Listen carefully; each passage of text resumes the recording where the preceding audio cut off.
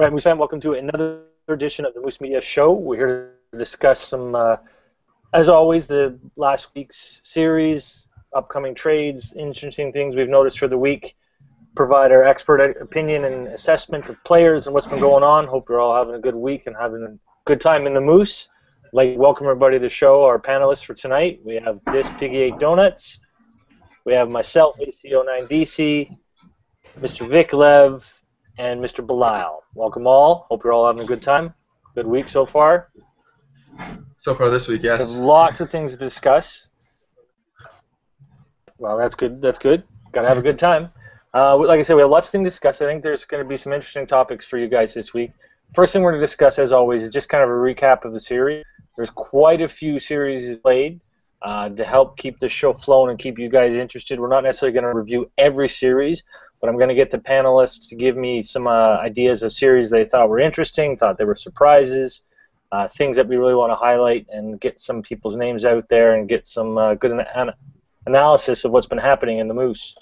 So let's start with what was your biggest surprise for the series that happened, and tell me why it was a surprise, and give me some insight on when the series that made a difference didn't make a difference that should have. So we'll start with you, Blau. What was your big surprise series of the week? I'm just looking at it here. I'm noticing Sunday, May 4th. Murph, again, sweeping another team yet again. Again, there's 3 straight victories once again. I feel that he's working very well with those 1 of 2s right now in Global and Sweet the Lou 84. They're producing offensively, they're producing defensively, and they're keeping the puck out of the net. Again, I'm not really surprised because I know Murph's one hell of a center there, but I am surprised how well he's working with those 1 of 2s in his lineup and how well they're meshing together.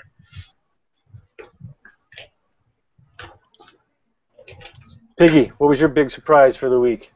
Actually, Murph is playing lefty or defensive this year. I don't know who his center is, but I'm going to say Murph again.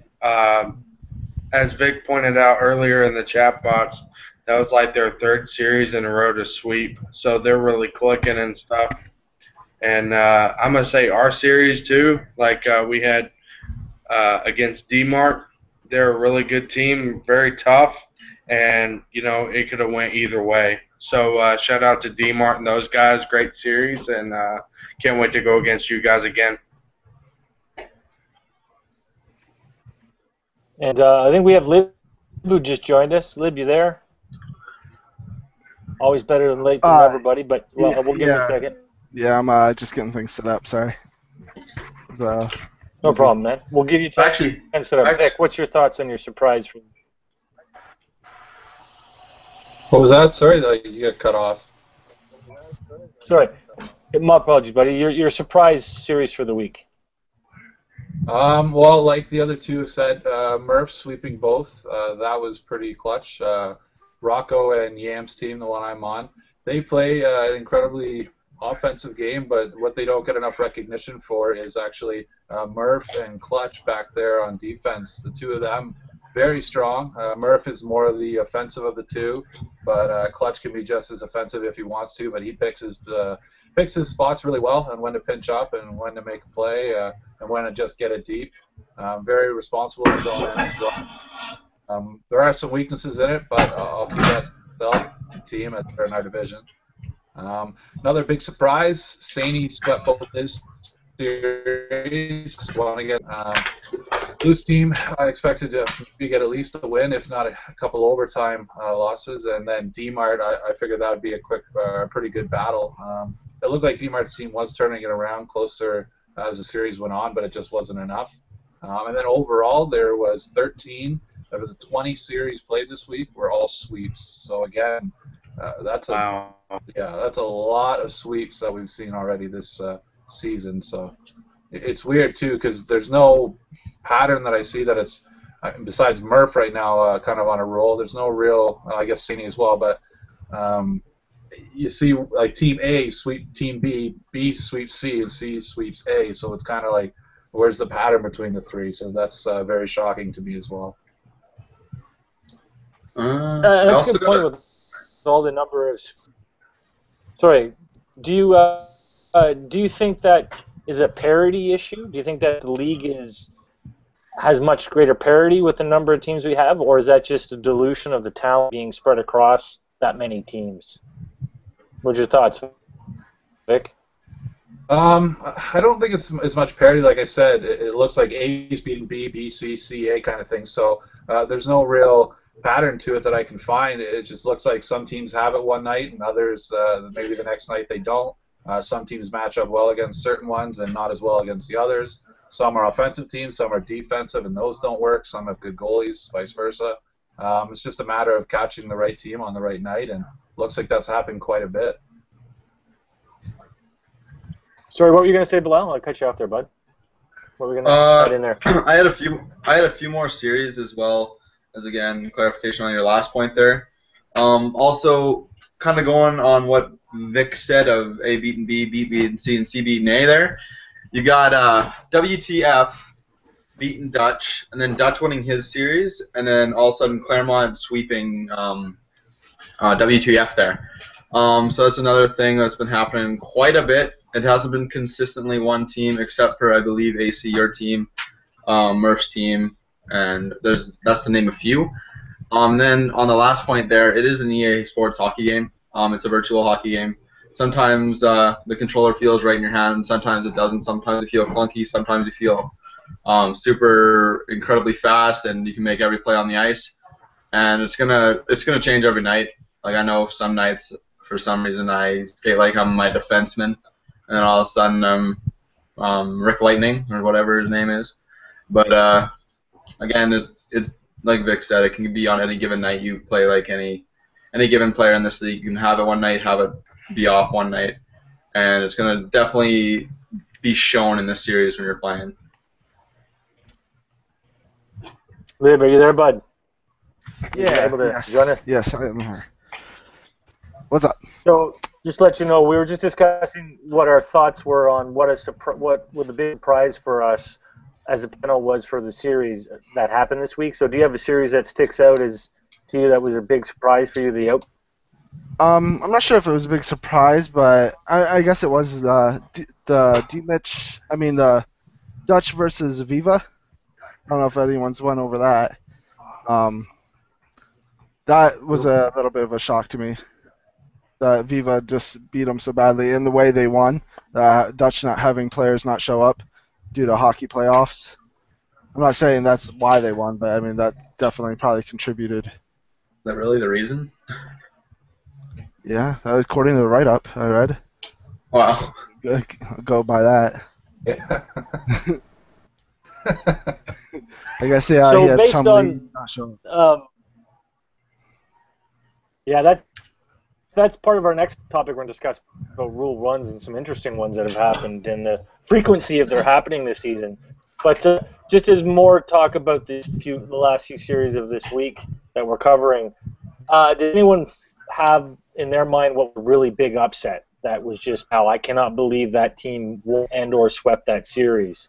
Piggy, do you have an upset you'd want to point out, if any? I think any team that beats Dutch's team, like, if you look on them on paper, like, they're stacked at pretty much every position. And for any team to go in there like Cracker Joe or whoever go in there and beat them soundly, like, that's a shock to me. So, I mean, like Vic said, C beats A, B beats F, whatever, you know. You know, it kind of got me there. But, like, do y'all think that it's, like, there's a big separation of the upper echelon of teams compared to the lower teams? Or do you think that there's, like, an upper team, a middle team, and then a lower team, and then, like, the upper team just doesn't bring it because they underestimate the lower team, and, you know, they just win? Like, what do y'all think? I definitely think there's a few tiers to this year. I think you can't avoid that in a league with 20 teams. You're going to have a few teams that gravitate to being the top of the league. You're going to have a large group, I think, that you could consider the middle, and you're going to have a few teams that are, unfortunately for them, the bottom tier of this league. What I think Vic has pointed out, and I find interesting as well, is that it just seems like there's no consistency to those teams winning and losing over the last 2 weeks or 2.5 week series. You're seeing a team that's dominant win one and then maybe not win the next. That's just my thoughts, and I think it's an interesting trend that we're seeing in the Moose. Vic, do you have a series you would consider a big upset for this week? Not particularly a series, more a team. Looking at Sober's team, Mighty Midget Kickers, they're sitting currently with 4 points after 15 games this week, completely shut out of points, including overtime losses, shut out in 3 games. I expected a lot more from them playing NJ and Toke up on the wings. I thought those two would be able to produce a bit more, but it looks like this week especially they've run into some tough competition. I think they played yourself there, AC, as well as Valoran's team. So it's funny, like they keep them close sometimes, and then sometimes they get blown out. So there's no consistency there too, I guess, which has led Sober to make some of the moves he's made this week, which we'll discuss in the trades. So it'll be interesting to see how he goes from this week here, where they got completely shut out, and maybe they can start turning things around. But again, maybe it's too late. Thanks, Blau. Do you have an upset? Specifically, an upset that you felt, wow, that team, I didn't expect them to win that series? I mentioned it a little bit earlier, and that was the Claremont sweeping WTF Cracker Joe's team. We haven't had the pleasure to play Claremont's team yet this season.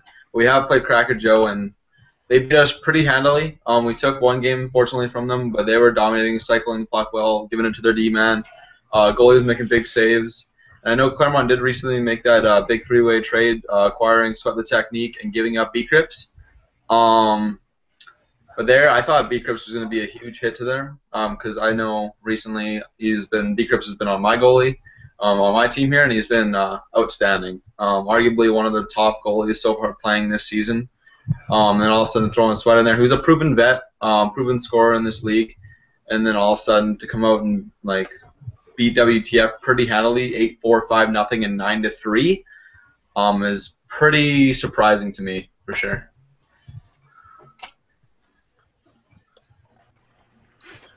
Blau, do you? Sorry, my apologies, Blau. Lib, do you have a series that was an upset in your mind? I would have to agree with what Lyle was just saying. I was going to mention the Claremont and Eric series. Not just simply the getting swept, but the scores of the game. Like, I don't know what happened to Eric's defense or goalie in those games, but it really seemed to be non-existent. And New Moose Order, you look at their previous scores, and they're not that high. So either they finally started clicking, or Eric's team just had an epic meltdown of major proportions here.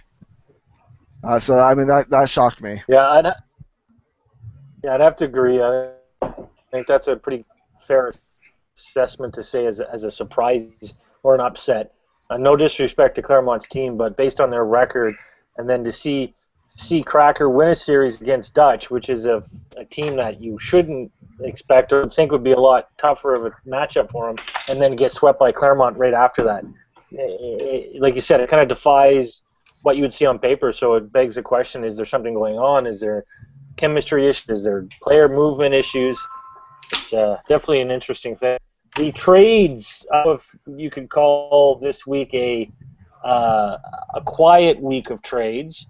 I don't know if the other thing you could say is if there was any groundbreaking trades. I don't know if you guys have a chance to see the trades that have happened. If not, you can quickly check transaction records roster link. But is there a trade in your mind, I'll start with you, Vic, that is a big team movement where it's making a real big impact one way or the other? Well, first let me help you out, because there was actually 7 trades this week, including close to, I think, 16 or 17 players. And the one big one that I would say is the big one is that Yeti gets NJ Ski and Sober gets Jacket Time.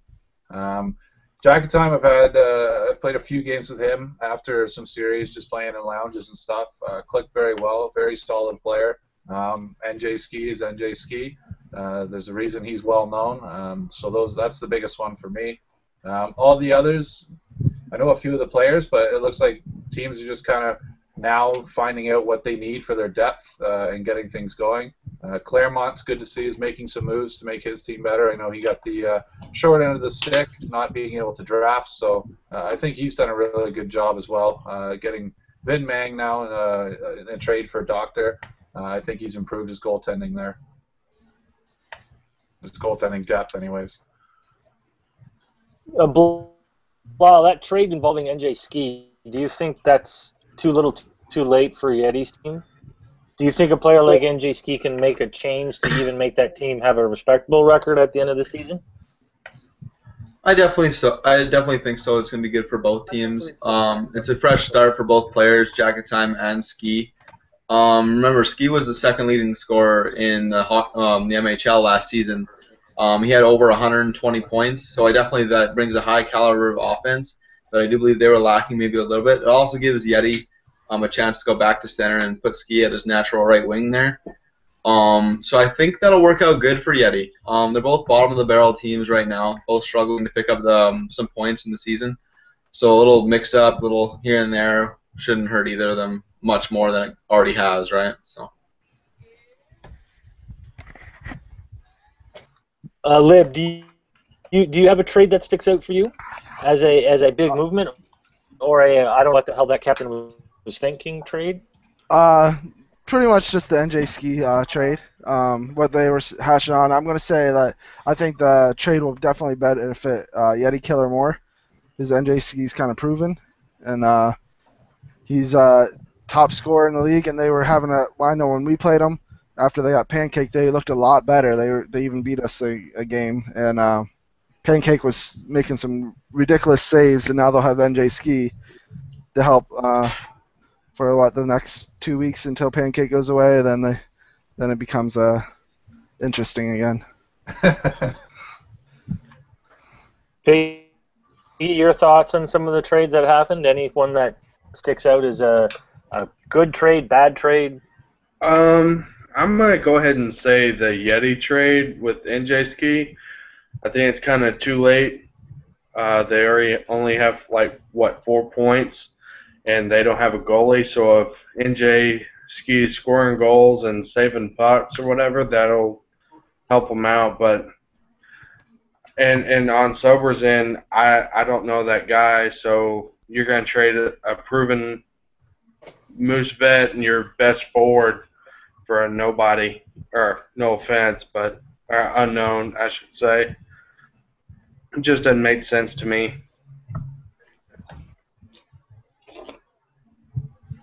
That's it.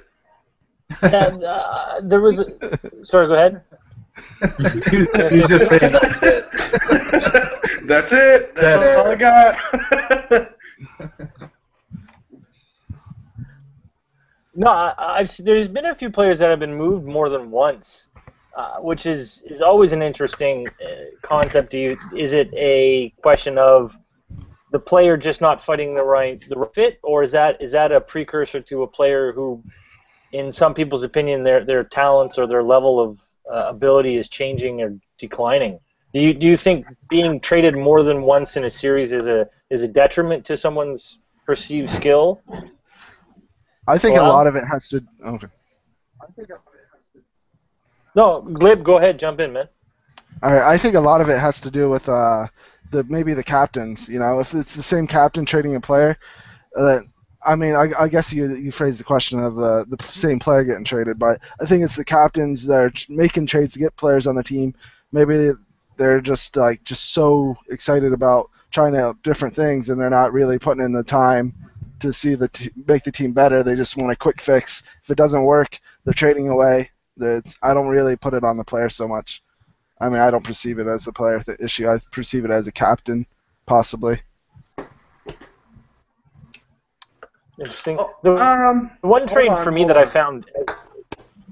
Oh, okay, I'm sorry, AC. You're lagging. Okay. I think this was last week, but I think Van Gisels was too quick to pull the trigger on his two trades.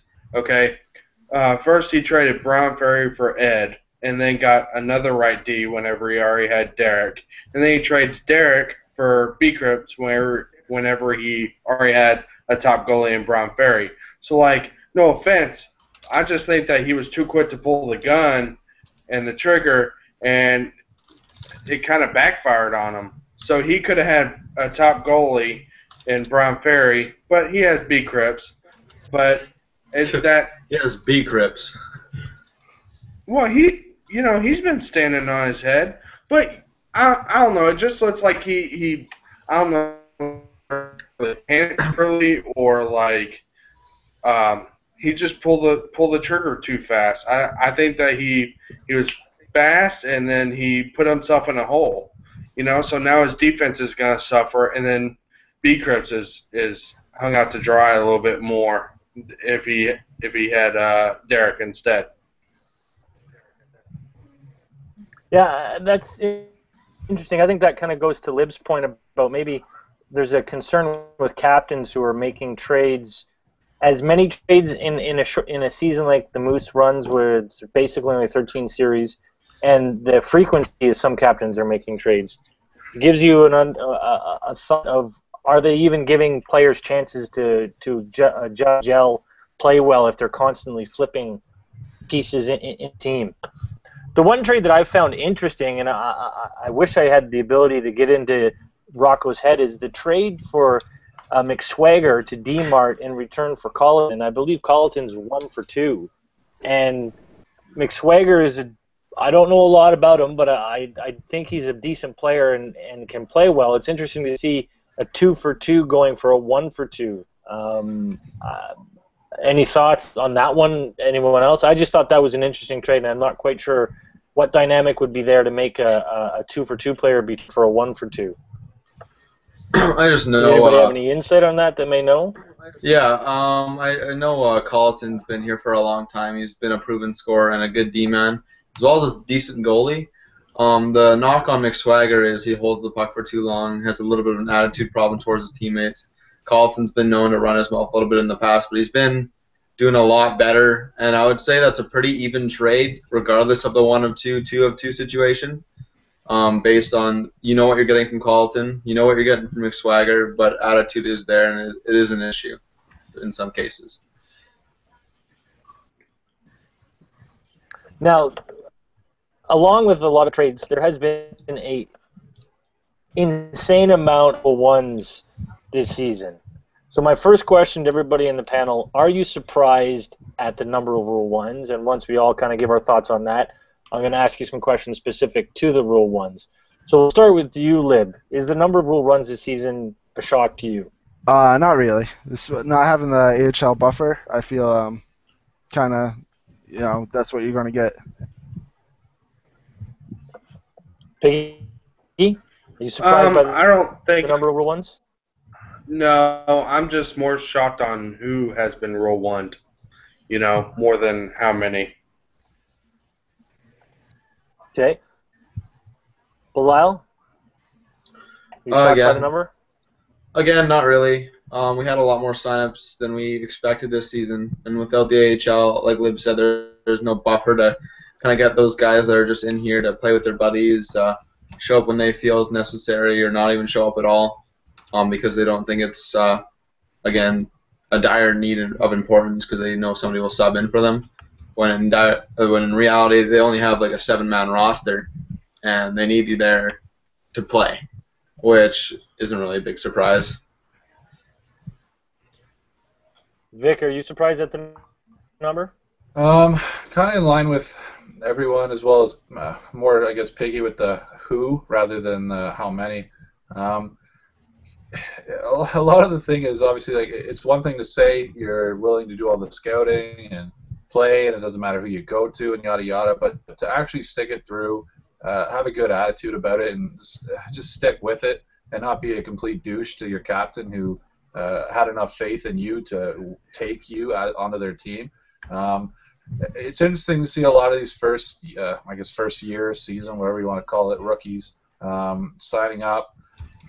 with the AHL, you had a better chance probably of cracking a lineup. MHL is a lot more skill, especially with all these guys coming over from LG. We've seen a lot higher skill level in a lot of these teams. You have to wait your turn. Like if you're relatively unknown, you didn't scout enough, you didn't scout with a lot, people don't know you. You got to kind of pay your dues and just wait. There's a lot of players who are fantastic in the league now who were in the same situation, benched in their first season, first couple, had to work their way up. That's the way it works. Unfortunately, some of these guys don't seem like they were able to. It's funny to see Valoran is actually responsible for about half of the Rule Ones, so he's cleaning up the league pretty well himself, which is good. But again, it's just you gotta have the right attitude, and you gotta just be ready to play when you're asked to, not just be a prick and expect to get on a line just because you signed up. And that touches on a good point. Are we happy to see this amount of Rule Ones? And I guess it's a two-part question. Is it actually helping clean up this league? Do you feel these are beneficial Rule Ones? And there are some Rule Ones in here where it's just simply the individual schedules changed, and it wasn't I'm a prick, I'm going to leave you high and dry. But at the end of the day, is it worth these Rule Ones? Viv, do you think this is actually helping clean up the league? I think it is. I mean, it's a very good system to have in place to be able to filter out, players that you don't want back. I think captains need to scrutinize players if they've been Rule 1 in the past, because like Nemzer here was bid up to $50. He's Rule 1 for the second time, which is a ban.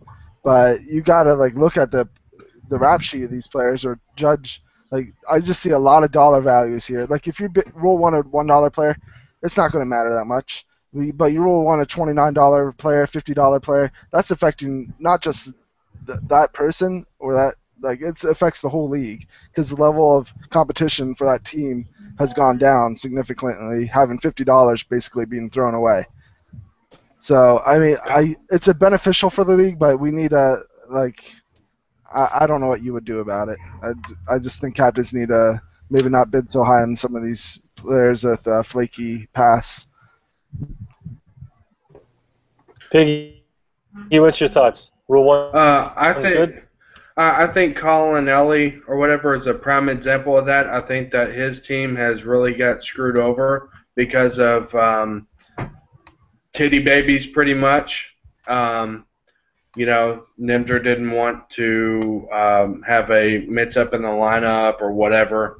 But anyways, I think it's kind of like a double-edged sword because if you're a rookie or whatever coming in and then you see all these guys getting Rule 1 and kicked out, then they're going to be like, oh, shit, am I going to be able to play in this league? Am I going to get kicked out? But again, it is weeding out some of the assholes that do deserve to be out of here, that it's a privilege to play here, So, I mean, like Nimzer, no offense, I think he's a great talent, but Colin Ellie could have spent $25, $50 somewhere else on one of these guys that's just sitting there waiting to play and wanting to play. That's it.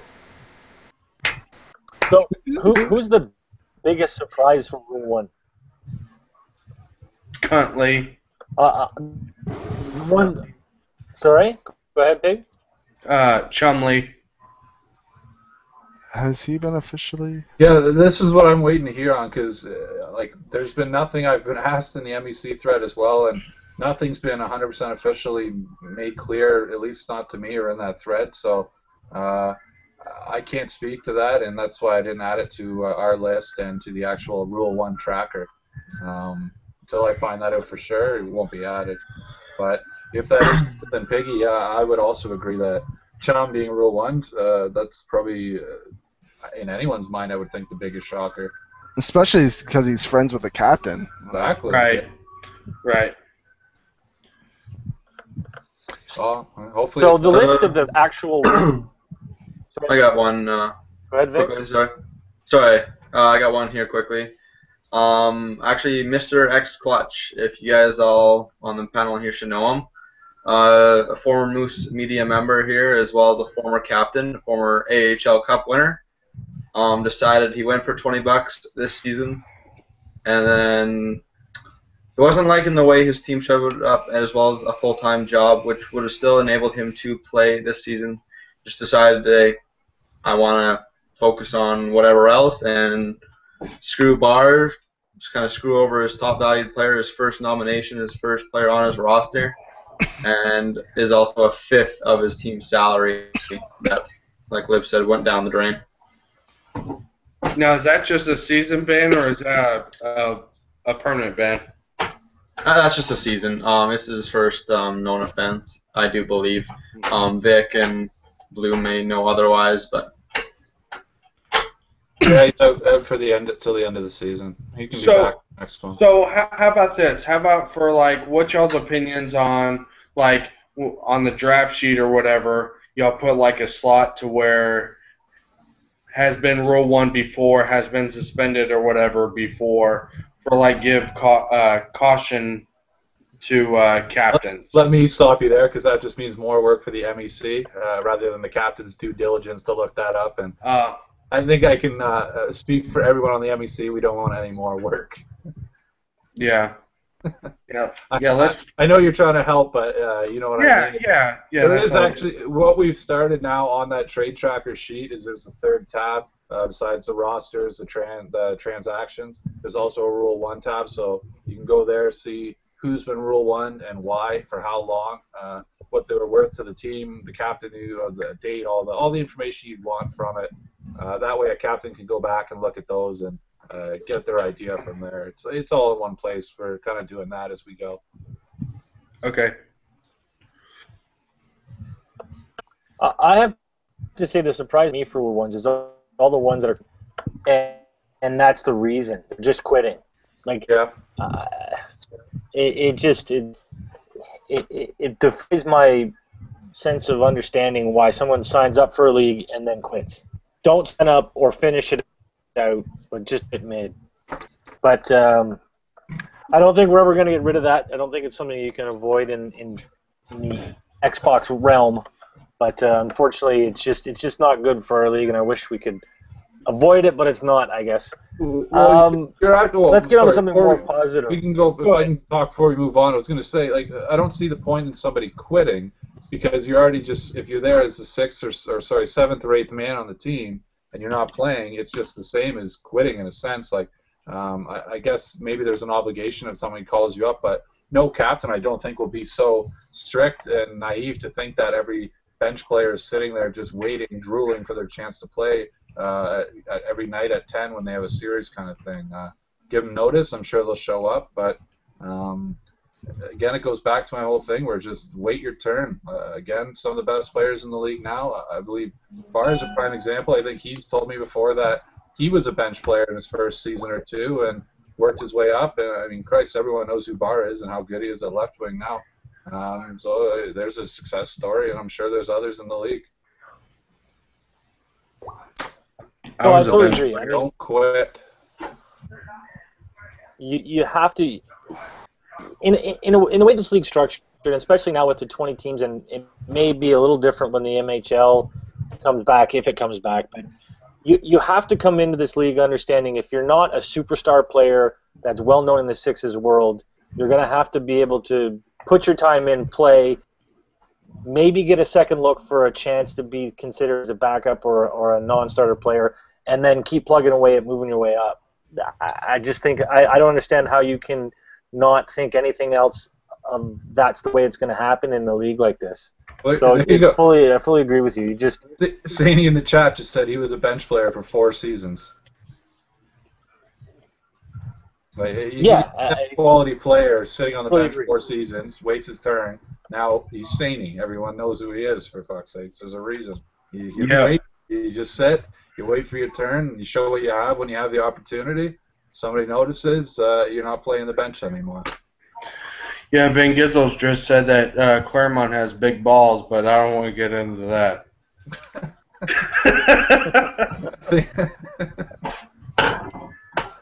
Moving on. Yeah, moving on. To something positive. Lyle, I'm going to start with you for this question. Looking at the leaderboards and looking at the leaders and the stats in all the different categories, you have the top fives in each of them. Any surprises there? Anything that you're like, wow, that person's in that category leading it, or even reverse, someone who you don't see in the top five of some of those categories who you think should be? There's I think two that are going to be talked about by probably everybody here, and that's Volorn and Matt Got Skills. Both in the top 5 of scoring here at the moment. You can all put in large part about that of them, hey, they're playing with Devin, because Devin's up there in statistics as well. But the big surprise is Volorn being number 5 in scoring and Mac Got Skills number 3 in scoring. But again, it could be the person they're playing around with Devin on the wing there. But still, Volorn and Mac have got to put the puck in the net. They got to set up plays. It's just not going to be the one-man Devin show. And I'm pretty impressed on what they've been able to do, because I know they haven't necessarily done it in the past. But definitely those two. Lib, what about yourself? Doesn't this have to be points? It could be any of the categories, but do you see some names in there that you think are a nice shock to see up there, or names you think are conspicuous by their absence, not being there, that you think should be? I'm a little bit shocked about Jay Money, save percent. I thought he was a good goalie going in, but I didn't realize he's just playing phenomenal. 88 save percent in a online sixes hockey league. That's like God mode right there. So I mean I'm shocked to have a goalie that so much further ahead than anyone else in save percent, and that's pretty impressive to me. That's what's shocking me. I don't know if it's matchup based or stuff. We'll see how he finishes the season, but it could be a new top goalie in the Moose. What about you, Pig? Yeah, if I could jump in just there, because Sure. I'm looking at Jay Money's stuff too, and he is. You're right, absolutely right, Lip. But he's only facing 11 shots per game, so you know more as a goalie. Like I don't know how well the shots are. I know we put a few decent ones on him, but again, what I made my point earlier that Murph and Clutch have been very strong defensively. But again, when Jay Money needs to step up, he absolutely is. But again, yeah, he's not facing very many shots. And how's that for a shock? Who foresee Murph being a stellar D-man? I didn't know that I was believe I something said that on the draft. he played. Yeah, I've played a few with Murph Oh, at really? defense. He's pretty phenomenal back. He transfers his offensive skills to defense. He does get caught pinching sometimes, but he's very very well grounded back there as well when he needs to be. Piggy, your thoughts on stats? Kudos to Mac and Valorn. Mac was on our team last 2 seasons ago with Blue Liner. He was awesome. He was playing net. I'm going to say my buddy Abraham, he plays for Passengers team. He's a goalie, and he's been doing it up, man. He's been awesome.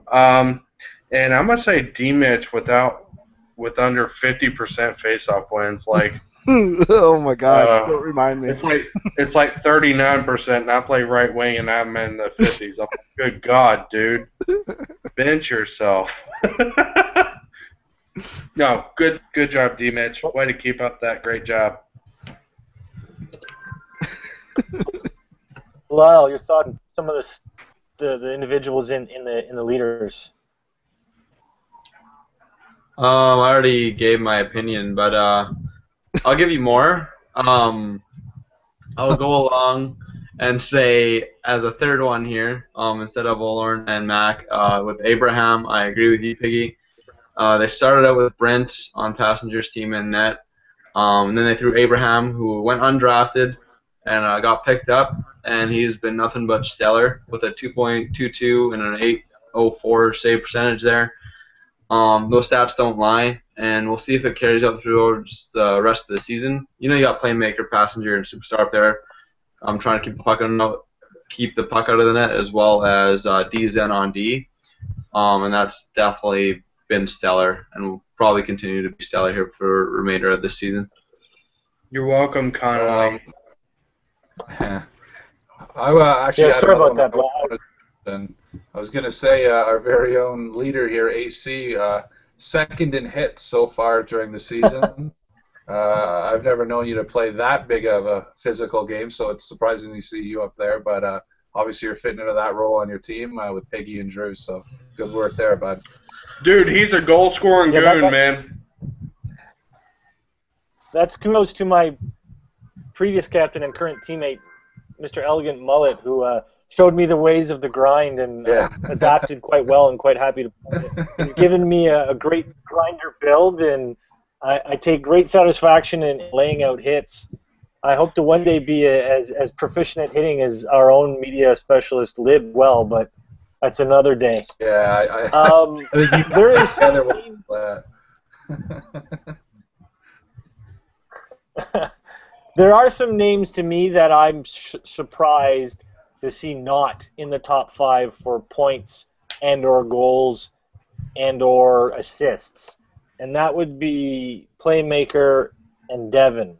These are 2 of the most expensive players, and they're not there. Why is that? Vic? Sorry, I was laughing at something Claremont said. What was the question? No, I just said there's some names I'm surprised that aren't seeing the top 5s for points, goals. That aren't in the top 5? Yeah, so for example, Devin and Playmaker.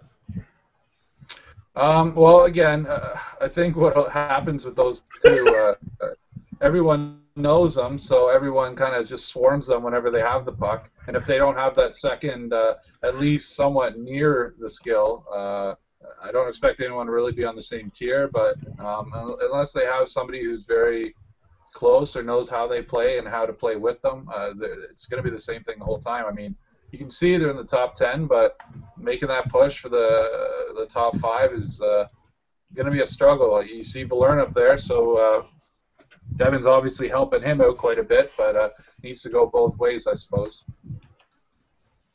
Do you think it's a symptom of spending too much on one and not having enough to balance out the team, Bilal? What? Sorry? I'm looking at the comments again. Okay. What? Sorry? Well, everyone knows we're laughing at Claremont's laughing at Bilal's tight fucking shirt. It's a beat, boys. My question... Focus. All right.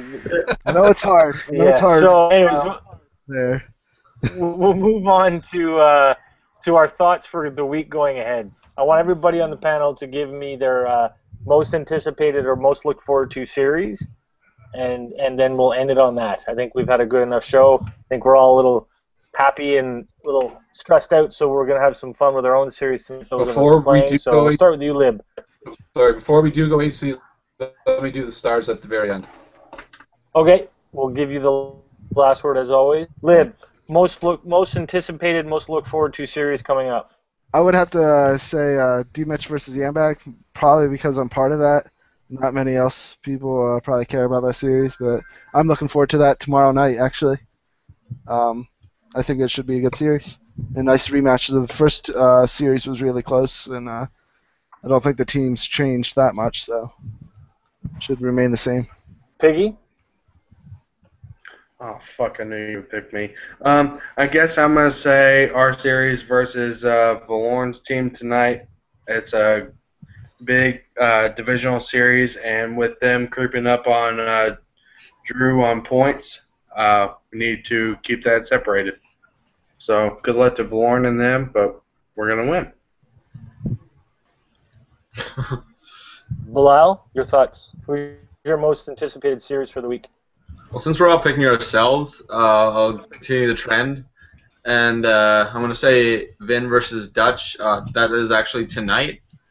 I think that's going to be a good series. High scoring, great goaltending, and good defensive play all around. Vic? I'm going to agree with Lib. I think the last series we played against each other, He's right. They were absolutely close, and I think his team actually has only gotten better. Ours is the same, so it'll be really interesting to see how that goes. Looking forward to that one. Another one I'm interested in seeing, and I kind of I'll just throw it out that it's probably predicted a sweep for Murph, which will make 4 sweeps in a row, which is just phenomenal for them. So kind of looking forward to him versus Yeti. And then the final one would be, should I just add it? Oh, Bard and Blue. They've both kind of been struggling. So it'd be interesting to see which one kind of pulls himself away in that division from the other. For me, my series matchups that I'm interested, I guess, to see the outcomes is to follow on your coattails there, Vic, is Dropkick Murph's team, as well as D-Mitch's. These, to me, are 2 teams that had some struggles potentially at the beginning of the season, but they seem to get their teams well on track, and I'm quite interested to see how this plays out for the both of them. I mean, Dropkicks are in 10-game win streak? That's crazy. They only lost 1 series against D-Mitch's team. That's crazy. So those are my 2 big ones to see. So Vic, you luckily have the last word. So close us out with the stars of the week and the team of the week. Will do. Okay, we'll start with the team of the week, the one that we're all drooling over here and expecting to finish out their week as well with another sweep to make it 4 in a row. That is Murph 416 and the Dropkick Murphys. Congratulations, boys. Well deserved. First, we'll go with the 3rd star. Newly acquired Derek GNR. He's put a big push on their team. I think he pulled out about 8 points this week. Breathed some new life in the D-Mitch's team. I think gives Lib even more confidence to be the forward that everyone knows he can be, or should know that he can be, knowing he has Derek back there to back him up if anything does go wrong, and I'm sure they work well together. Looking forward to see how that chemistry works tomorrow night. 2nd star of the team of the week, Dropkick Murphys, is their goalie, Jay Money. I know I said earlier that he didn't face many shots, but you know what? A shutout's a shutout, and he picked up, I think, 2 or 3 this week, as well as he's got 6 wins. Kind of hard to argue that he's not a top goalie this week, so he deserves 2nd star. This guy, Christ, I'll let it be known he didn't bully his way in, but he fucking made it vocal that he wanted on. Claremont. I think he had 26 or 27, maybe even 29 points in the week. Had some big wins. A few of us didn't think that they would actually win or even sweep in Cracker Joe. So congratulations to Claremont, picking up the 1st star of the week. Straight line for the win. Straight line, Claremont. Congratulations to all the named of the stars and the team of the week. As always, Moose Fam, thanks for joining. This, if anything can be said about tonight's show, it was entertaining. So hopefully you had a good time. It may not win a daytime Emmy anytime soon, but at least you had fun, right, Moose Fam? So, and that's what this is all about, right? Regardless of what we do here, this is just to entertain and make you guys have keep you interested in the league. So hope you enjoyed it. Everyone who has a series, good luck. To Vic, to Bilal, to Lib, thanks so much for joining, boys. Have a great night. Good luck to all. Thanks for tuning in, Moose Fam. We're done, Blue.